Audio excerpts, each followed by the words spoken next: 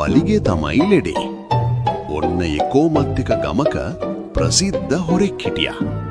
මේ හොරා කාගේ හරි එළු පට්ටියකින් එළුවෙක් හරි කුකුළු පට්ටියකින් කුකුලෙක් හරි හරක් පට්ටියකින් හරකෙක් හරි හොරකම් කරන්න පුරුදු වෙලා හිටියා.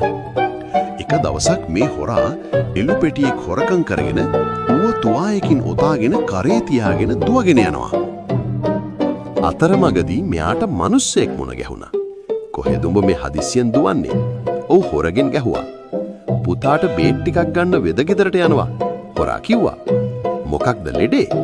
මට හරියටම කියන්න බෑ. වෙද මහත්තයාගෙන්ම තමයි යහන්න වෙන්නේ කියලා හොරා යන්න හැදුවා. එතකොටම මේ මිනිස්සයා දැක්කා වලිගයක් තුවායෙන් එළියට ඇවිල්ලා තියෙනවා. පුතා නම් වලිගයක් කොයින්ද? මේ මිනිස්සයා ඇහුවා. වලිගේ තමයි ලෙඩේ කියලා හොරා කියනකොටම එළු පැටියා බෑ බෑ කියලා කෑ ගැහුවා. බෑ කියලා කොහොමද? ඔය වලිගේ වැටෙන්න බෙහෙත් ගන්නම ඕනේ කියමින් හොරා ගමන ඉක්මන් කළා.